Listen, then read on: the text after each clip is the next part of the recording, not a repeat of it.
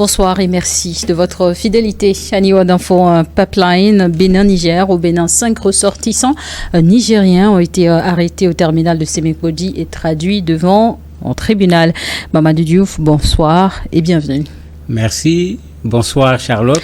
Le procureur spécial de la Cour de répression des infractions économiques et du terrorisme, CRIET, a donné les détails sur les interpellations. Justement, dans quelles conditions est-ce que les 5 ressortissants nigériens ont été arrêtés? Si l'on en croit le procureur lors de sa sortie, pratiquement à la fin de la première semaine du mois de juin, il disait qu'on reproche à ces 5 ressortissants nigériens de s'être introduit sans pour autant passer par la guérite où il devait se faire identifier avant de rentrer dans le site que lui, il considère comme un site sensible. C'était un des reproches. Le deuxième reproche, il considère que parmi les 5, il y en a 2 qui sont considérés plutôt comme étant des hommes du pouvoir militaire du Niger, dont les badges ne sont pas considérés comme de vrais badges, ils considèrent que c'est des faux badges. Alors que le Niger ne reconnaît pas cette version. Le Niger dit que les 5 personnes travaillent pour la société WACPO Niger et que ces personnes n'avaient pas à s'identifier parce que ne présentant pas de risque par rapport à la structure en tant que telle. Mais n'oublions pas que cet événement intervient dans une période de tension extrêmement forte entre le Niger et le Bénin. Et le procureur confirme qu'au moins 2 d'entre les personnes interpellées sont des agents nigériens travaillant pour le CNSP. Y a-t-il des preuves? On n'a pas encore les preuves. Certainement, c'est après qu'il va les sortir. C'est pourquoi je disais d'après le procureur, puisque c'est l'affirmation qu'il a eu à faire de façon très claire. Mais le Niger dit le contraire, parce qu'à un certain moment, le Niger a publié les noms et fonctions des 5 personnes. La dame est la vice-présidente de WACPO Niger. Les 4 autres sont des ingénieurs du pétrole, qui sont certains des cadres de la WACPO, etc. Donc, qui dit vrai pour le moment? Bon, on ne le sait pas. Ça me rappelle un peu cette affaire des mercenaires ivoiriens au Mali, où on a entendu du tout avant de savoir qu'est-ce qui se passe. Il se passe quelque chose, quoi exactement? Peut-être que le jugement va permettre de le déterminer, mais pour le moment, moi, je ne crois pas que c'est le jugement qui va nous permettre de savoir réellement ce qui s'est passé. Et les 5 personnes interpellées ont été entendues ce jeudi par le procureur? Oui, c'était prévu depuis quelques jours. Tout le monde disait qu'ils vont être bientôt entendus. Ça a été fait en fin de journée au niveau du Bénin. Mais comme c'est le premier jour, certainement, ça va être la question de l'identification, dire aux gens ce qu'on leur reproche. N'oublions pas que le Niger ne se reconnaît pas dedans, donc on leur a trouvé même un avocat béninois, puisqu'on ne peut pas plaider sans pour autant avoir un avocat, pour dire que le Niger n'est pas dans la logique du procès qui est organisé au niveau du Bénin contre ses citoyens. Et pendant ce temps, est-ce que les travaux se poursuivent au niveau de la plateforme de Sémé? Non, les travaux ne se poursuivent pas, puisque le président Talon avait donné ce qu'il avait appelé une autorisation exceptionnelle. Donc il y avait un bateau sur place, on lui permettait de prendre du pétrole et de partir. Mais après, tout le monde a vu comment les premiers responsables des 2 pays, à travers les médias, ont fait des échanges aigre-doux qui ne fait l'honneur, à la limite, pas des 2 pays, ni l'affaire également des populations entre ces 2 pays. C'est aller ensuite plus loin, puisque le Bénin a dit niet en créant une sorte de relation entre le passage du pétrole et l'ouverture des frontières. Le Niger a dit niet en considérant que les frontières sont fermées puisqu'il y a des questions de sécurité, accusant le Bénin d'abriter des bases militaires où il y a des Français qui forment des terroristes. Tout récemment, le Niger même avait dit si c'est comme ça, eux, ils vont tout simplement arrêter la production du pétrole à la base. Même le pétrole ne va pas passer par le pipeline. Bon, il y a un projet actuellement même au niveau du Niger pour directement aller dans le sens, non pas de donner le pétrole brut, mais de le raffiner pour en faire du carburant, etc. Donc, il y a un certain nombre de développements qui se font, malheureusement, qui se font dans un contexte de crise entre les 2 pays. Et en tant qu'analystes et journalistes, on est prudent, on ne va prendre ni la thèse de l'un, ni la thèse de l'autre. Et dans ses déclarations, le procureur du CRIET aurait accusé le directeur de WACPO Bénin d'être complice. De quoi pourrait-il être complice? Il faut préciser que le directeur de WACPO Bénin est un Chinois. Il ne faut pas qu'on oublie que c'est la Chine qui exploite cette affaire et c'est la Chine qui, en réalité, a investi et qui a même déjà payé de façon anticipée le Niger pour la production de ce pétrole. Donc c'est vrai que c'est un conflit entre le Niger et le Bénin, mais vous avez la Chine qui joue un rôle extrêmement important. On a vu la Chine faire même la médiation entre les deux pays, parce que autant les populations du Bénin et les populations du Niger perdent, puisque c'est de l'argent qui est perdu tous les jours, autant le Chinois qui avait certainement son business plan, qui avait fixé ses objectifs pour pouvoir retrouver ses sous, se retrouve en situation de retard, mais pire même en situation d'incertitude. On l'accuse de complicité parce que le procureur pense que dans la venue de ces citoyens nigériens au niveau de WAPCO, lui, il est dedans et on considère que lui, il fait tout pour que le pétrole passe. Ce qui est tout à fait logique également parce que les Chinois n'ont pas intérêt à ce que le pétrole ne rentre pas dans les navires pour qu'eux, ils puissent reprendre leur argent. Et justement, parlant de la Chine, dans la résolution de ce conflit entre le Bénin et le Niger, quel rôle majeur donc, pourrait jouer le pays?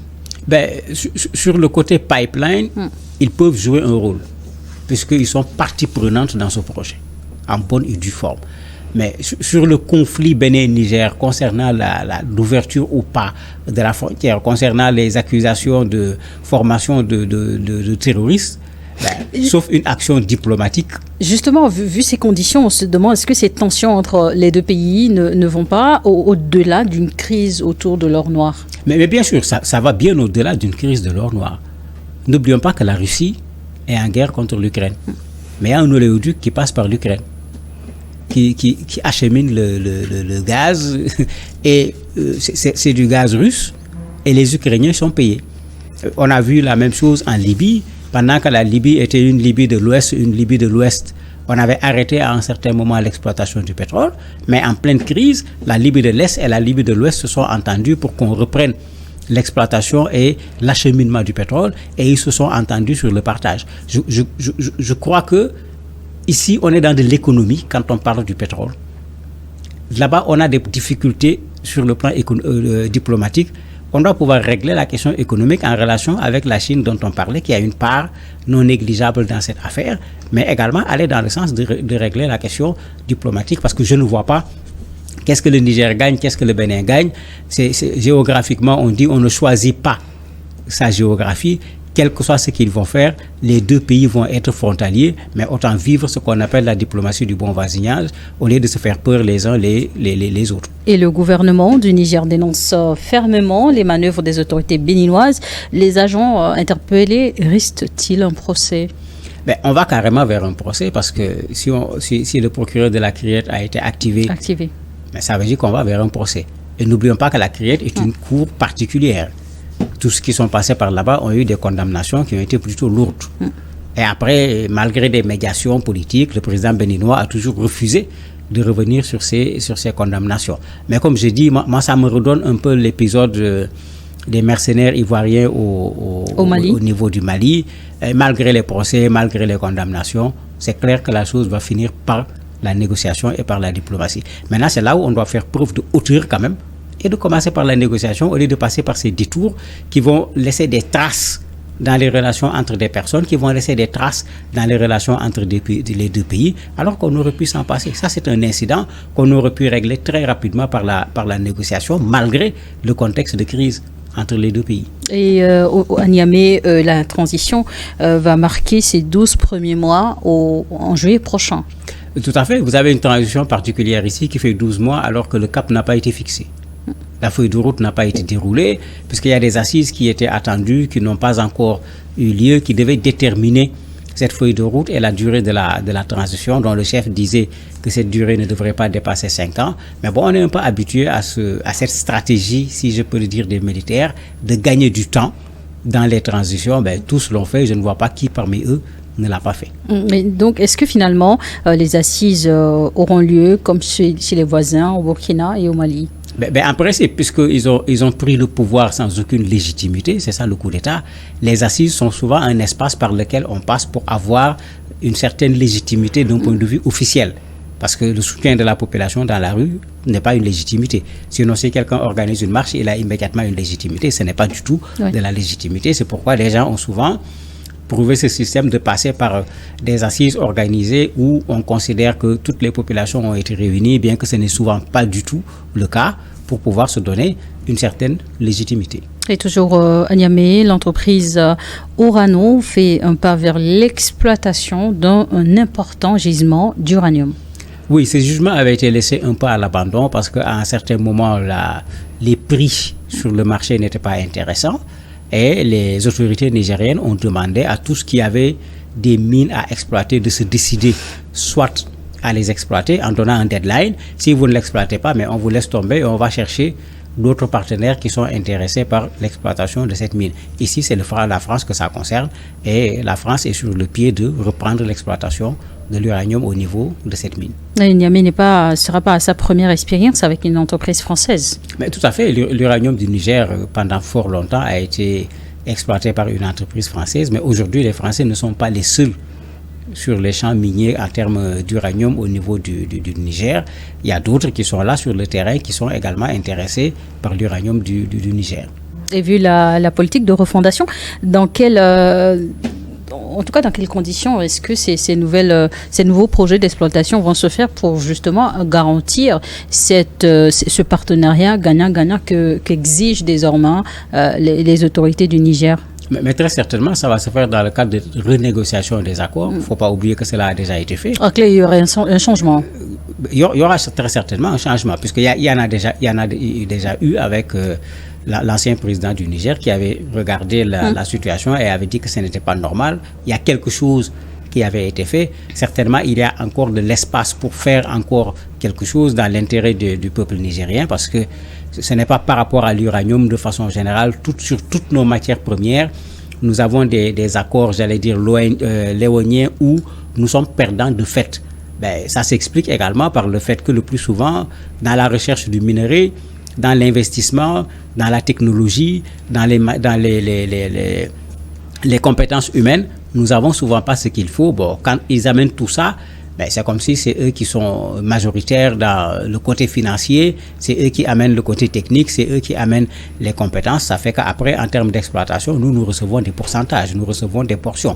Je crois qu'il faut revoir cela pour que, si ça commence par cela, mais que ça évolue par un transfert de technologie, ça évolue par un transfert de compétences, de sorte que la même mine va pouvoir être exploitée plus tard par les Nigériens eux-mêmes. Et s'il y a une autre mine à ouvrir, que ce soit des Nigériens qui soient aussi bien sur le côté financier, sur le côté technique que sur le côté compétences, pour qu'en ce moment, presque l'intégralité des revenus reviennent au Niger. Et pour Niamey, ce sont de bonnes nouvelles, en tout cas pour l'économie nationale.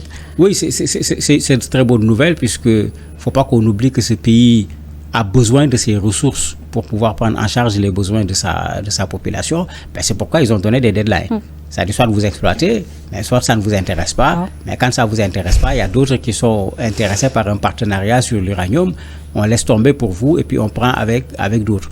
On a vu que tous ceux à qui on a donné un deadline sont en train de remuer ciel et terre pour reprendre l'exploitation qui, bien sûr, va apporter des devises au Niger. Merci, Mamadou Diouf, d'avoir accepté répondre à nos questions. Merci à vous également de nous avoir suivis dans Décryptage.